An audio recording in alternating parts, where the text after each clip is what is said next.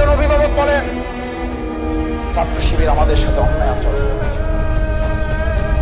করেছে, আমিও করেছি।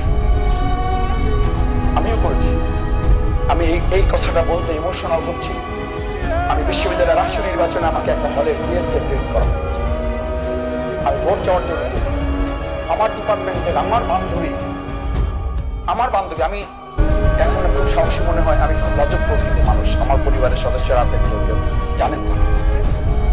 আমি আমার ভোট চাইতে গিয়েছি, আমি সিএস ক্যান্ডিডেট শহীদ শামসুজ্জামান।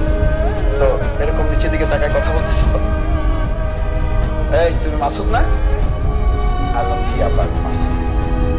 তো ঠিকই হয়েছে কি, যে আমি তো সিএস নির্বাচন করব, একটু আমার জন্য দোয়া করবো আর আমার একটু মাথায় জাগাও। জাগাইলাম, এখন কি করবো? তাকাও আমার দিকে। এটা তো আমাদের শিবির থেকে নিষেধ করা আছে, এটা তো শিবির থেকে আমাদের নিষেধ করা আছে। যদি কেউ দেখে তাহলে আমার সাথীপদ থাকবে না, তাই নাকি? এটা তো আমাদের বলা আছে। এটা বলা আছে, তাহলে ভোট নেবে কি করে? আমরা এই যে ভোট চাই দিচ্ছি আপনাকে, শরীয়তের সীমা যেন লঙ্ঘন না হয়। কারণ এটা তো শুধু শিবিরের নির্দেশ না, এটা আল্লাহ রসুলের নির্দেশ। একবার কারো দিকে আমাদের বোনদের, আমাদের মায়েদের, এরকম যারা কন্যা সন্তান তাদের দিকে যারা শরীয়তের দৃষ্টিতে তার জন্য জায়েজ নেই, একবার তাকালে আল্লাহ মাফ করবেন। দ্বিতীয়বার তাকানোটা মাফ করবেন না, শুধু বলা হয় যে ওই যে তাকানোটা শফিকুল ইসলাম মাসুদের না, তাকানোটা ইবলিসের। কার? আচ্ছা, এটা জামাতের কথা, যে শিবিরের কথা। কার কথা? প্রিয় নবী মুহাম্মদুর। আচ্ছা, এইরকম ইবলিস ঢাকায় আছে, ওটাও খালি দিত নাই যে একবার তাকানোর পর দুইবার তাকানোর মতো আল্লাহর ওলি এই সমাজে আর পাওয়া যাবে না। যদি একবার কোন রকম তাকায় আর চোখ ফিরায় না, কারণ একবার যাইছে। চোখ ফালাও না কেন, যখন ফালাই এরপর কি করবো? এরপর তো ইবলিস হয়ে যাবো। একবার যে এমন তাকান দিছে, ওর মধ্যে যে ইবলিস ঢুকে গেছে, ওই হুঁশিয়ার তার।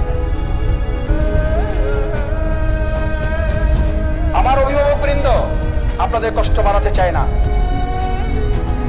বাংলাদেশ ইসলামী ছাত্র শিবিরে ইবলিসপনা থেকে একজন যুবককে বাঁচানোর জন্য আমাকে যখন এই কথা বলেছে, আমি যখন বললাম, আপা আমি যদি আপনার দিকে তাকাই, আমি আপনার ভোট নেব না, আমি আপনার ইজ্জত দেবো, আমার এটা ভিডিও ক্লিপে ভাইরাল কথা আছে।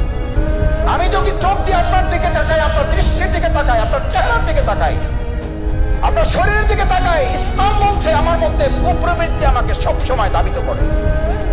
এটা একজন পীর সাহেব এটা বললে হবে না, এটা আমরা তো পীরের এলাকার লোক, সব পীর তো আমাদের এলাকা। আলহামদুলিল্লাহ, পীরদের প্রতি শ্রদ্ধা রেখে বলছে। আমার এক পীর বলছিল, ওই পীরের নাম বললাম না, বলছে মাসুদ, কোন লোক যদি বলে যে কোনো কন্যা, কোনো নারী দেখার পরও তার কোনো সেন্স পরিবর্তন হয় না, তার পর পিছনে নামাজ পড়া হারাম। পর পিছে আমি বললাম, বুঝি এটি কি করলেন? কিন্তু আল্লাহর ওলি, বিরাট ব্যাপার স্যাপার, যে কোনো তার চেঞ্জ নাই, কোনো তার ইয়ে নাই, ইমোশন নাই, বিরাট ব্যাপার। আল্লাহর সাথে ডাইরেক্ট নাই, বলছে ডাইরেক্ট না, ওটা ইবলিসের সাথে ডাইরেক্ট। কারণ প্রথম কথা হলো মিথ্যা কথা বলছে, কারণ এটা হলো আল্লাহ দেওয়া নিয়ম, এই নিয়মটাকে সে অস্বীকার করছে। দুই হইল, তাহলে তার মধ্যে পুরুষত্ব নাই, আর এরকম পুরুষত্ব না থাকলে ইমামের জন্য যায় না। তিন নম্বর কারণে, যে কারণে নামাজ পড়বা না, সেটা হলো এই আল্লাহদ্রোহী, আল্লাহর আইনের বিপরীতে সে দাঁড়িয়ে গেছে। এর পেছনে নামাজ তিন কারণে পড়া যায়। আমার মায়েরা, আমার শিক্ষক মন্ডলী, আমার সুধী মন্ডলী, যারা সন্তানদেরকে নিয়ে এসেছেন, সন্তানদেরকে নিয়ে এসছেন, আমি আমার ওই বোনকে বলেছিলাম আমার ভোট দরকার নাই, আপনার ইজ্জতে রক্ষা চাই।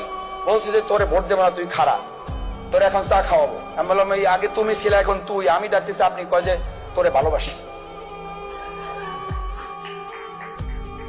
কয় যে তোরে ভালোবাসি। আমি বললাম, আমি ভালোবাসা চাই না, আমি ভোট চাই। কয় ভোট ভালো না বাসে তোরে ভোট দেবো কেন? আমার ভাইয়েরা, আমার বোনেরা, আমার মায়েরা, হাসার জন্য এটা বলে নাই, একটু যোগ করলাম। বেসিক্যালি আমার ভিডিও পাবেন এটা। আমার ওই বান্ধবী এখনো বেঁচে আছে, সে সরকারি একটা জব করে, আমি এখানে করি, মাঝে মধ্যে দুষ্টমি হয়। আমি বলি যে তোমরা তো এসিতেই থাকো, আমরা ওই রাস্তায় ছিলাম, এখন রাস্তায় আছি। কয় স্যার কি করতে হবে বলেন? এমন হে মনে করছে আমি এমপি মন্ত্রী টন্ত্রী হয়ে কি যে একটা করে আলাম। স্যার কি করতে হবে? কিছু করতে হবে না। ওই সময় একটা ভোট দিতে চাইছিল, দিতে পারো নাই, কারণ পরে রাষ্ট্রীয় নির্বাচনটা বন্ধ হয়ে গেছে। বলেছে এই কারণে সে তখন বলেছিল তোরে ভালোবাসি, শুধু তোরে ভোট দেবো, তোরে ভালোবাসি, কারণ যে আমার ইজ্জতের সুরক্ষা দেবে সেই হচ্ছে আমার ভাই, তাকেই ভালোবাসি। ইসলামী ছাত্র শিবির কোনো গার্লফ্রেন্ড বয়ফ্রেন্ড তৈরি করে না।